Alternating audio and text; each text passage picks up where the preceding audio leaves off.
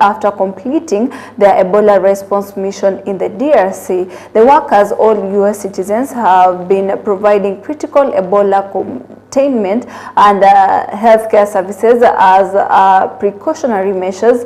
They will remain in quarantine for 21 days.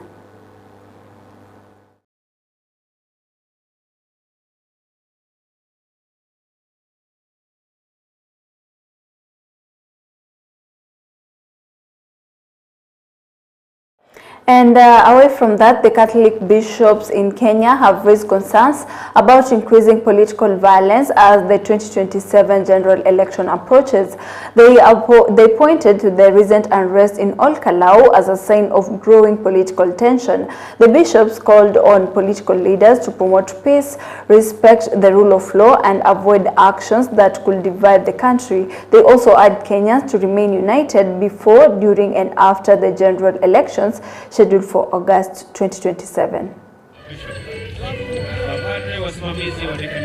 We want to continue condemning the idea of Godism, be it from wherever it comes, be it from where it's shaped. Godism is not the best. If we go back there, I think it will be going back to almost square one and zero.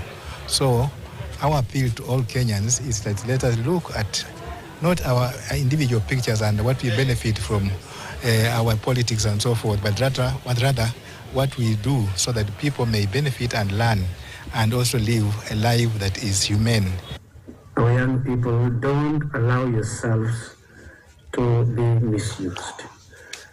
Don't value the title goon. To be called a goon is not a very beautiful title. It's not a title anybody can treasure. Na kama picha zile mimi nimeziona kwa magazeti leo ni za ukweli, mimi naomba nyinyi wa Kristo wote muombe nchi ya Kenya. Tuwe na amani. Tupige kura bila bunduki, tupige kura bila watu kushurutishwa, na tupige kura kwa amani. This country is bigger than any. Well, Nairobi County Senator Edwin Sifuna has insisted that the outcome of the Olkalau by-election has demonstrated that citizens are capable of making independent decisions without being influenced. Speaking in Wundai, Sifuna said that despite allegations of voters being offered gifts such as gas cylinders, shoes, mattresses, and food, the residents chose to vote according to their own will. He said the Olkalau victory is a sign that Kenyans have begun showing the political direction they intended to take ahead of the 2027 general election. Sifuna compared the Olkalau results to clouds that appear before rain, saying they are an indication that the country's political wind are shifting towards the 2027 general election. Juzi tumeona kule Olkalau, hii nchi ina maajabu na wananchi wameamua. Waliamua hawakuamua. Waliamua hawakuamua. Walienda na bot, haiko wako. Wakaenda na gesi ya mtungi. Wakaenda na viatu. Wakienda na mattress. Wakapeleka chakula. Wakapeleka reli. Wakapeleka stima. 2027 wangapi wanasema ni one time Kasongo. Kama Olkalau ilituonyesha alama, tunajua ya kwamba dalili ya mvua ni na maura ya Kasongo. Nataka mseme asikie Harambee Uundanyi William Ruto aenda asiende. Nyinyi ni waonga. Munaogopa Ruto, munaogopa pesa yake. Olkalau wametuonyesha. Well, ODM Acting Secretary General Catherine Omai has defended the Senate's decision to remove Nairobi Senator Edwin Sifuna from the position of minority leader. Omayo said the Senate acted in accordance with its standing orders and followed the established parliamentary procedures when implementing the changes in the minority leadership. She rejected claims that the decision was politically motivated, insisting that leadership positions in parliament are determined governed by clear rules and party decisions. According to Omayo, the process was lawful, transparent, and in line with the Senate's regulations. Ambaye aliambiwa kae kando kidogo, mimi nikawekwa pale, ametolewa kwa ile kazi ambayo alikuwa anafanya kwa Senate. Haikukuwa kisiasa. Unajua kule kwa Senate kuna standing orders zao. Walifuata standing orders zao. Wakiona kwamba mtu amepewa kazi fulani na labda hafanyi vilivyo, wako na haki ya kubadilisha. Kwa hivyo haikukuwa chuki yoyote, haikukuwa kuonewa popote. Ilikuwa kazi ya Senate wakifanya kazi yao kwa kufanya mabadilisho ili waweze kuendesha kazi zao. Ambaye aliambiwa kae kando kidogo, mimi nikawekwa pale, ametolewa kwa ile kazi ambayo alikuwa anafanya kwa Senate. Haikukuwa kisiasa. Unajua kule kwa Senate kuna standing orders zao. Walifuata standing orders zao. Wakiona kwamba mtu amepewa kazi fulani na labda hafanyi vilivyo, wako na haki ya kubadilisha. Kwa hivyo haikukuwa chuki yoyote, haikukuwa kuonewa popote. Ilikuwa kazi ya Senate wakifanya kazi yao kwa kufanya mabadilisho ili waweze kuendesha kazi zao.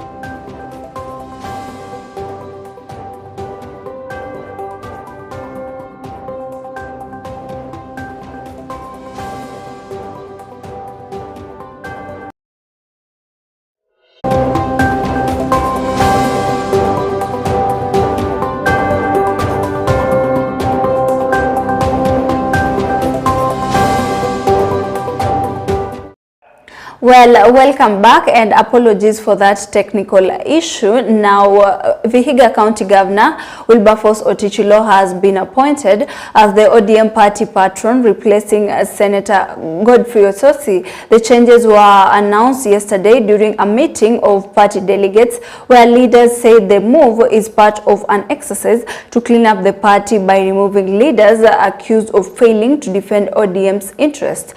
As part of the changes, all ODM officials in Vihiga County associated with the faction of Nairobi Senator Edwin Sifuna and Godfrey Ososi were removed from office, with their positions being filled by interim officials pending the appointment of permanent office holders. Also took stock of the party's progress in Vihiga County and recent actions by some of the party officials from the county level deep down to the polling station levels, and resolved to appoint new party officials to fill the vacant positions. In this regard, the delegates resolved to replace all the officials who have vacated office and replace them with interim officials. Kwa muda ambao umepita kama miezi 6 hivi mpaka mwaka moja, hatujakuwa na mwelekeo kamili chama chetu tunaelekea wapi. Tumekuwa na kusambaratika kidogo kwa chama kwa upande wa uongozi, na ni vizuri kwamba mmechukua jukumu kama wana ODM kuona kwamba tunachukua viongozi ambao watapeleka hii chama yetu.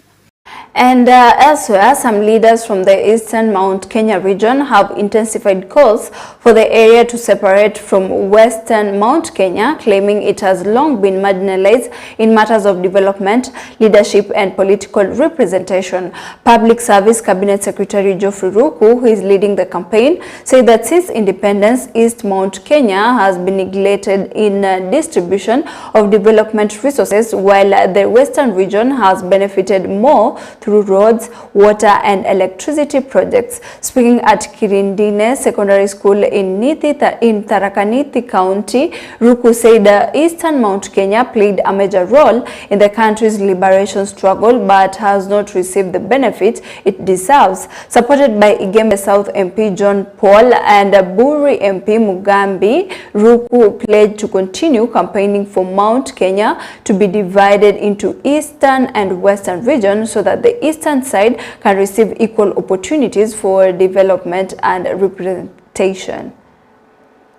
77.7% ya mabarabara imejengwa kona ile ingine ya Mlima West.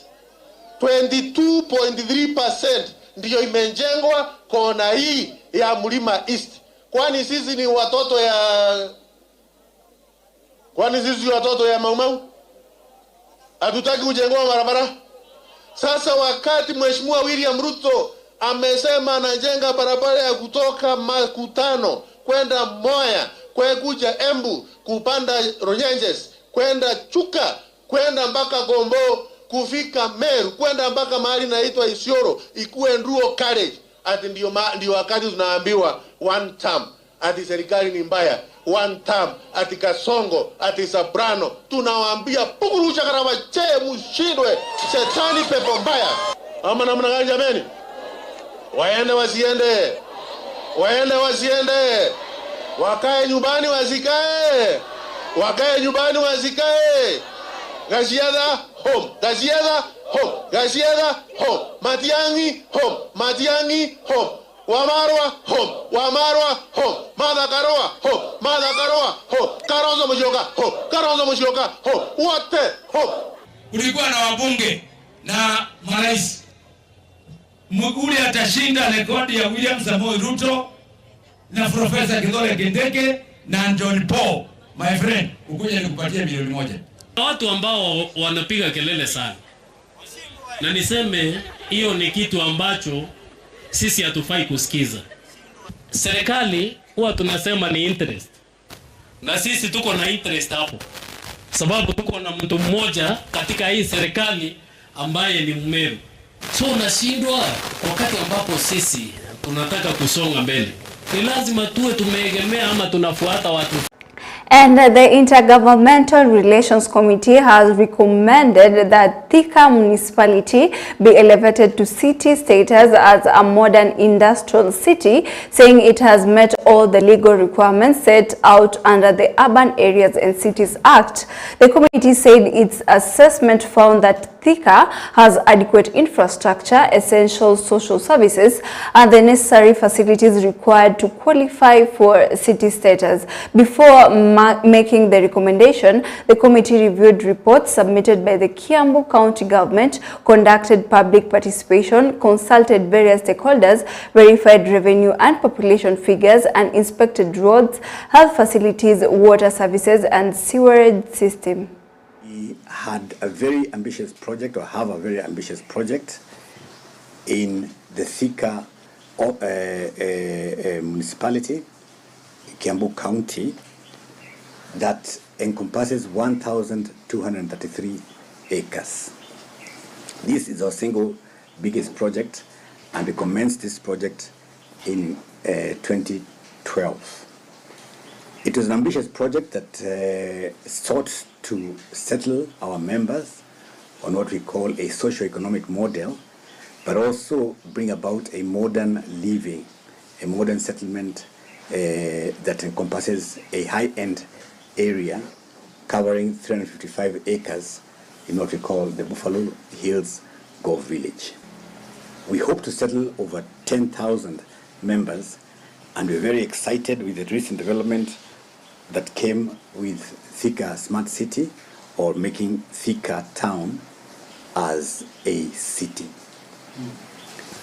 We welcome this development and look forward to its fruition, because we believe it is going to add a lot of value to even our project and the area in total. As you all recall, Thika has always been a city or a municipality geared towards industrialization. As they say, it was the Birmingham of Kenya. And when we're investing in that area, it's mainly because we were driven by the then Kibaki government drive for infrastructure. I think a superhighway was on the way to come from the 2000s or so, and we felt that it was going to bring a lot of opportunities and quality settlement for our members and for our investors. Thika Water and Sewerage Company Limited. And moving on, the Law Society of Kenya, LSK, has clarified that its planned boycott of court services on Wednesday, July 22nd, will not affect the filing of new cases in court. Speaking in Machakos after a meeting with leaders from the Southeastern Branch and the Machakos chapter, LSK President Charles Kanjama said activities such as the mention of cases and applications involving temporary court orders will continue for the purpose of obtaining new hearing dates or extending those orders where necessary. Kanjama said the society had taken the action due to delays in the hearing and determination of cases, shortcomings in court registrar services, lack of accountability among some judges and court officials, as well as unsatisfactory working conditions for advocates. He said the one-day boycott is intended to push for reforms that will restore public confidence in the justice system. Advocates continue to experience delays in hearing and determination of matters, as well as rulings. 3. Registry operations and court administration. Members have reported persistent inefficiencies in court registries. 4. Judicial accountability. Members have raised concerns regarding the effectiveness of the mechanisms to address complaints against judges and judicial officers. 5. Professional dignity and working environment for advocates. The Council communicates its resolution to undertake a nationwide boycott of court proceedings on Wednesday, 22nd July 2026, intended to emphasize the seriousness of the concerns raised by members and to call for meaningful institutional interventions that Well, National Assembly Speaker Moses Wetangula and Senate Speaker Amason Kingi have opposed an application seeking to bar them from engaging in political activities, urging that the case is filed in court is premature, politically motivated, and has been presented before the wrong court. Through their lawyers before Justice David Mburu on Friday, the two leaders asked the High Court to dismiss the application, saying those who file the case file the first pursue alternative dispute resolution mechanisms before moving to court. On their part, lawyers representing the petitioners told the court that the case raises important constitutional questions on whether holders of the office of Speaker of the National Assembly and Speaker of the Senate are required to uphold ethics and principles of good governance and remain politically neutral while carrying out their official duties. Has been anchored on misinterpretation, my lord, of the Constitution and statutes. And there's one particular point that I'd wish to highlight, is that the entire question, my lord, of restriction of state officers participating in political activities, my lord, is limited to only one class of state officers. And my lord, these are appointed state officers. The speakers are alleged to have engaged in political activity. How does that violate separation of powers? They are exercising their Article 38 rights. To limit a constitutional right, there must be an express limitation in law. Article 24 provides that. Where is the limitation on a speaker from participating in political activities? There is none, my lord, there is none. The importance of the conservatory orders which were issued on the 8th was to ensure that indeed the doctrine of separation of powers is not only respected, it is honored, and the soul and integrity of the Constitution is maintained. The order is clear. I have said I'm not commenting. National Assembly Deputy Minority Leader and Kathiani MP Robert Mbui has criticized the government over allegations that it used public resources and development projects to influence voters during the Ol-Kalau by-election. Speaking during a prize-giving ceremony at Ngoleni Secondary School in Machakos County, Mbui said development is a constitutional right for every Kenyan and should not be provided based on election periods or a citizen's political affiliations. Mbui also congratulated the people of Ol-Kalau for the choices they made during the election, saying the results demonstrate that voters made their decision freely despite the circumstances that prevailed during the campaign period. Wameonyesha heshima kwa mpiga kura wa kawaida wa Kenya, kwa sababu viongozi hawastahili kuwa kwa uongozi alafu wanakuja kutoa pesa na msaada kwa wananchi wakati viongozi wamekufa ama wakati umekaribia uchaguzi. Wamepeleka blanketi, wamepeleka mattress, wamepeleka chakula, hata wamepeleka viatu. Watu wa Ol-Kalau wanatembea na viatu ya serikali. Wacha kutumia pesa ya Wakenya kuhonga wapiga kura.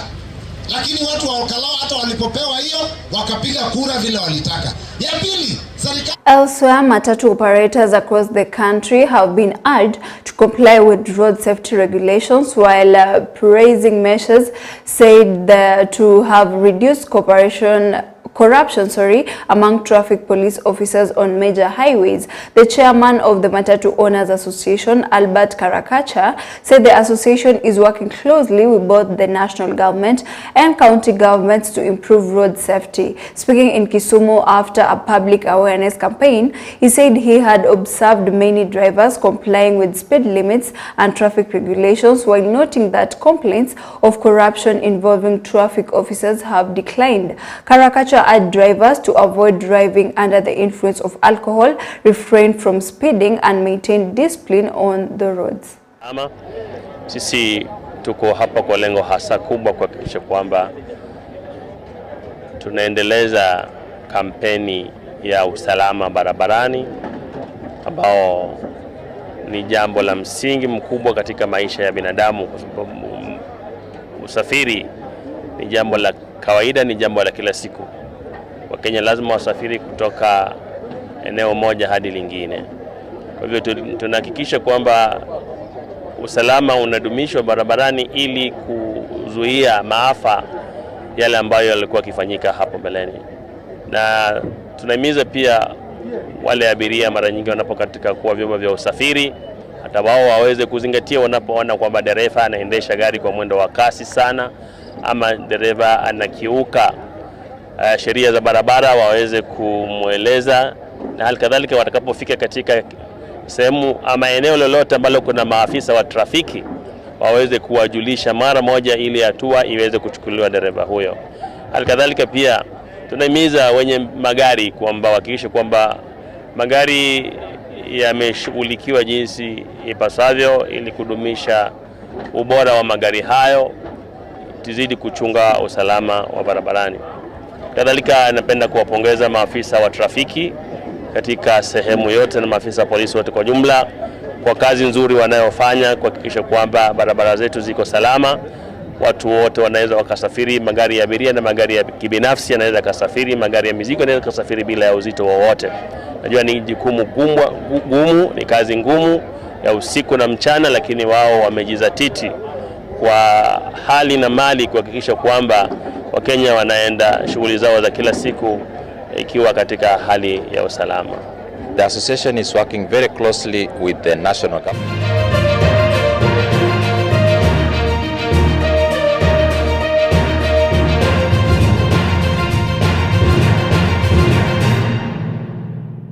Well, in sports news, the Harambee Starlets are currently in Miramas, France for a week-long residential training camp as they prepare for the 2026 Women's African Cup of Nations in Morocco. Led by head coach Beldin Odemba, the team is using the camp to sharpen tactics, improve fitness and build team chemistry ahead of the continental tournament. With high hopes of making a strong impression at WAFCON, the Harambee Starlets are focused on putting the finishing touches to their preparations before the tournament kicks off. Zimekuwa poa since to come. As for me, nimeenjoy pia na pia team tumeenjoy as a team, so tunaendelea kupush na pia tunaenjoy weather na environment iko sawa sana. From Nairobi venye tuko hapa sahi France, I think training imeimprove tu sana. Watu wanaendelea kupush na naona kila mtu ana give 100%. Yes. Nikiweza pewa nafasi ya kucheza nita give 100%, and as for team tunataka tufike hapo semi-finali.